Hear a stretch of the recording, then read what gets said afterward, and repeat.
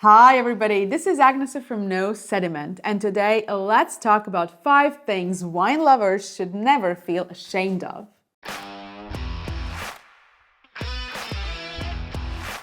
I recently made a video where I asked you whether wine has been stuck in past. Many of you suggested that what actually holds wine back is how often it is associated with exclusivity and gatekeeping. I am happy that amongst my friends and colleagues there are almost none of these people. But I know it still exists. I have seen it within the wine community itself, and I can only imagine how much scarier it looks from the outside. At the same time, I also want to say that we, wine people, sometimes get ridiculed as well. And often, when people do not want to invest themselves into exploring or understanding wine, they simply turn to mockery, assuming that swirling a glass or blind tasting is just some kind of posh pretense. It got me thinking about situations where I myself felt uncomfortable, or moments when others might have made me feel that way for one reason or another. And I know I am not alone in that, so here are 5 things wine lovers should never feel ashamed of.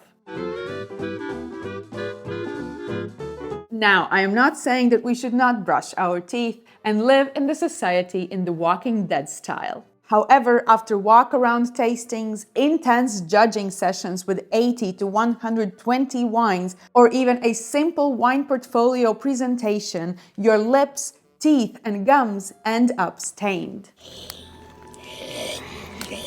I used to feel very self-conscious about it and would run to brush my teeth in every break. Now that's something you do not want to do. Certain wines have a very low pH level, which makes your teeth even more vulnerable, and abrasive brushing might not be the best long-term solution. Instead, I always brush my teeth before the tasting. I drink plenty of water during the tastings, and during longer pauses, I will have tea with milk. If I am judging for several days in a row, I plan a hygiene cleaning with a professional afterwards. But more importantly, I have learned to laugh about it. I might not flash the biggest smiles after a long day of tasting, but at least I know that I have done things right.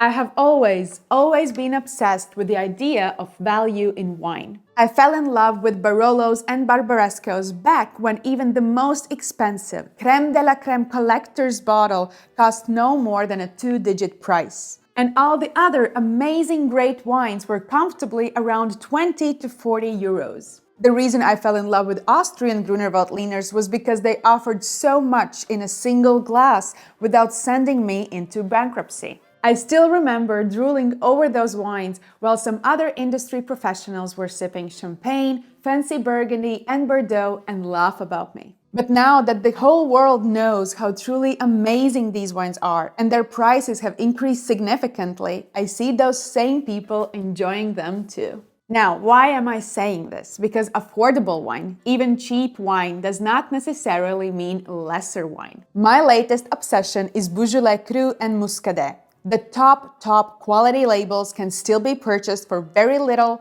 and what is even better, both of these wines can age magnificently. So you do not need to spend a fortune on bottles that you wish to open after 10 or 20 years. Saying this, we do not always need to look for the underdog in the wine world. Sometimes we just want a glass of chilled Pignoletto, a juicy fruit-driven Malbec, or a floral pink wine, and we absolutely should not feel ashamed of it. These wines are made for immediate pleasure and they deliver. Not everything has to be complex or come with a 100-page history of an obscure grape variety.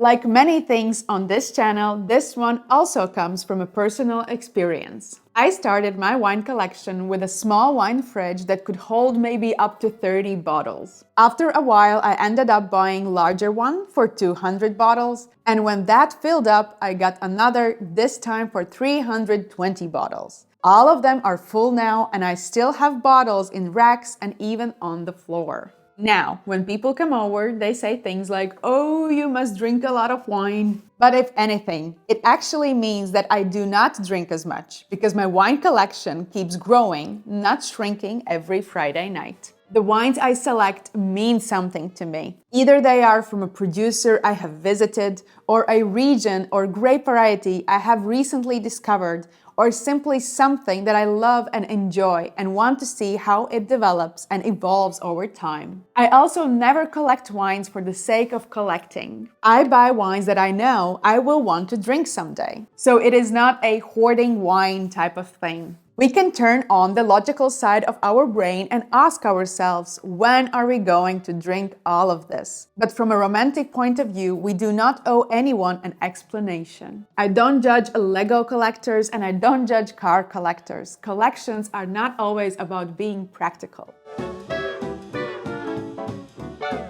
Not finishing your wine. There is really not much to say here. No matter how expensive or rare the wine is, it is absolutely fine not to finish it, especially if you are not enjoying it. I might be more guilty of this than anyone else because I taste a lot of wines for both my studies and my YouTube channel. I used to keep leftovers or freeze them for cooking, but even that filled my shelves and freezer way too much, way too quickly. These days, I share more interesting or rare bottles with my friends and colleagues. But ultimately, wine is alcohol, and no one should feel too bad about not drinking more of it. The fact that bottle is rare or expensive is not good enough reason to finish it. And while we are at it, don't ever let anyone shame you for spitting wine out.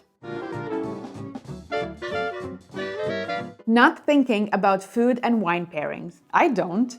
I always eat what I want to eat and drink whichever wine I want to drink. I never order according to the standard food and wine pairing rules. Now, don't get me wrong, there are some amazing food and wine pairings out there, and when they happen, I will explore them with joy. But I don't think I have ever refused a good wine or a great dish just because they both might not complement each other. While we are on the subject, I don't think that certain wines are made for food. I think that is just a polite way of saying that the wine is either too acidic or too tannic to be enjoyed on its own. To me, a truly great wine should be great standing alone. Yes, its high acidity might start my motors running and initiate appetite. And yes, its high acidity can make it a wonderful companion to food, because instead of making you feel more heavy, it helps with digestion. But if you do not actually enjoy finishing a glass of that wine, go back to my previous point and just feel free to discard the bottle.